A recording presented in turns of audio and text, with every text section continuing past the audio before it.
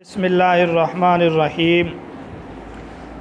Lecture کے اس حصے میں ہم عیسائیت کی جو مذہبی کتابیں ہیں ان کے متعلق پڑھیں گے۔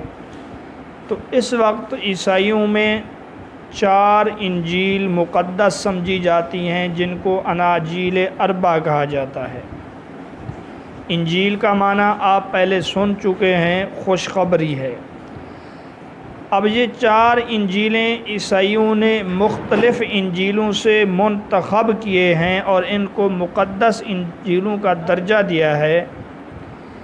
یہ کام نیکیا کی کونسل جو 325 عیسوی میں منعقد ہوئی، وہاں پر اس کے متعلق فیصلہ کیا گیا۔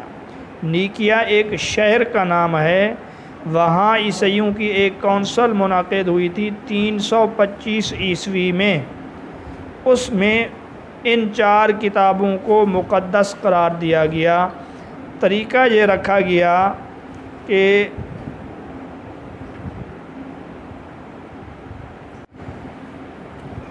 گرجا گھر میں عشاء ربانی، یہ جو عیسائیوں کا ایک رسم ہے، عشاء ربانی، شام کا کھانا، کہ یہ کتابیں عشاء ربانی کی میز کے نیچے رکھ دیے جائیں۔ صبح کو لارڈز جو ہے ان میں سے جو مقدس کتابیں ہوں گی ان کو میز کے اوپر رکھ دے گا۔ چنانچہ ایسا کیا گیا۔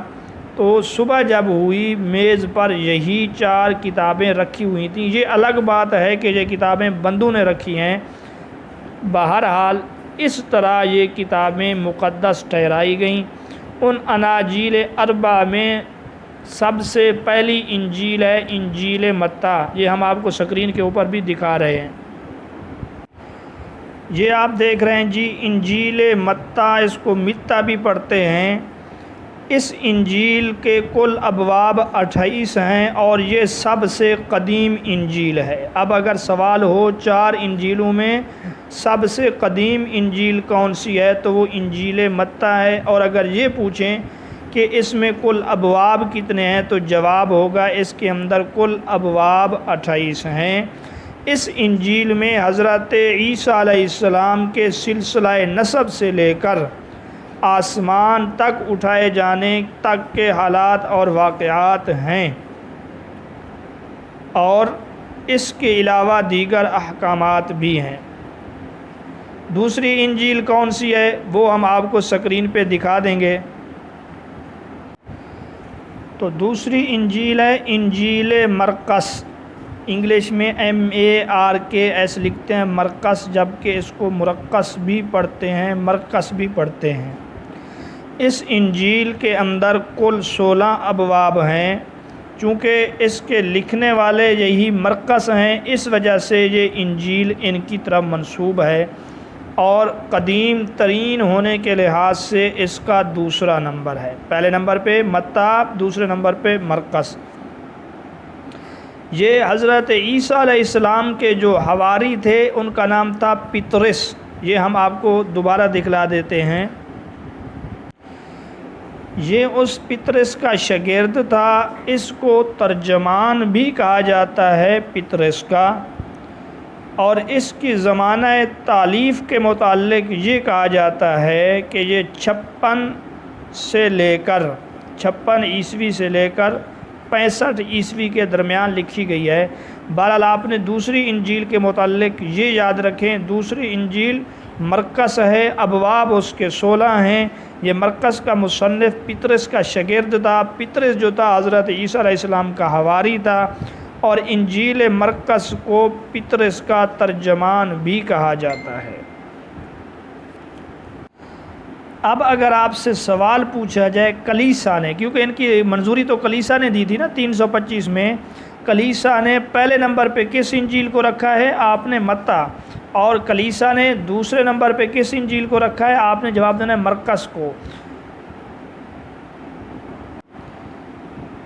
اس انجیل کے اندر بھی حضرت عیسیٰ علیہ السلام کے بارے میں سابقہ نبیوں کی بشارتیں ہیں اور آسمان تک اٹھائے جانے کے حالات ہیں، جس طرح کہ انجیل متی میں حضرت عیسیٰ علیہ السلام کے نسب سے لے کر آسمان تک اٹھائے جانے کے حالات تھے۔ کلیسا کے مطابق تیسرے نمبر پہ جو انجیل ہے اس کا نام ہے انجیل لوقا۔ چونکہ اس کا مصنف لوقا ہے اس وجہ سے اس کو انجیل لوقا کہا جاتا ہے۔ اس انجیل کے کل 24 ابواب ہیں۔ یہ انجیل دیگر انجیلوں کی بنسبت زیادہ ضخیم اور تفصیلی ہے۔ حضرت یحییٰ علیہ السلام کی پیدائش کے بعد کے واقعات اس کے اندر درج ہیں، اور حضرت عیسیٰ علیہ السلام کے آسمانی صعود یعنی آسمان پر اٹھائے جانے تک کے حالات پر اس کا خاتمہ ہوتا ہے۔ یہ لوقا ایک یہودی تھا، یونان کا ایک یہودی تھا، اٹلی کا باشندہ تھا۔ یہ پال جو تھا، سینٹ پال، یہ اس کے ساتھ جیل میں رہ چکا تھا۔ سینٹ پال نے کچھ عرصہ جیل میں گزارا تو یہ وہاں پر اس کے قریب ہوا، اس سے متاثر ہوا، بعد میں اس نے یہ انجیل لکھی ہے، اور وہ بھی پال کی ہدایت پر۔ بہرحال یہ انجیل لوقا جو ہے یہودی اور غیر یہودی دونوں کے لیے لکھی گئی ہے۔ اب اگر سوال میں پوچھا جائے کون سی انجیل ہے جو یہودی اور غیر یہودی دونوں کے لیے لکھی گئی ہے، وہ ہے انجیل لوقا۔ اور اگر یہ سوال ہو جائے وہ انجیل کون سی ہے جو اس غرض کے لیے لکھی گئی ہے کہ حضرت عیسیٰ علیہ السلام کے حالات اور واقعات لوگوں کو معلوم ہوں، تو وہ دوسری انجیل ہے، انجیل مرقس۔ ان 4 اناجیل میں سب سے آخر نمبر پر انجیل یوحنا ہے۔ یہ انجیل مضامین میں سابقہ انجیلوں سے جدا اور مختلف ہے۔ نیز اسی انجیل میں فلسفہ کی آمیزش بھی موجود ہے۔ اس انجیل کے 21 ابواب ہیں۔ گویا کہ انجیل متی کے ابواب ہو گئے تھے 28، اور انجیل مرقس کے ابواب تھے 16، انجیل لوقا کے ابواب ہیں 24، اور انجیل یوحنا کے ابواب ہیں 21۔ تو عہد نامہ جدید کی جو 27 کتابیں ہیں ان میں سے پہلی 4 کتابوں کا مختصر تعارف آپ کے سامنے پیش کر دیا گیا ہے۔ 5ویں نمبر پر جو کتابیں ہیں ان کو کہا جاتا ہے کتاب الرسل، رسولوں کے اعمال۔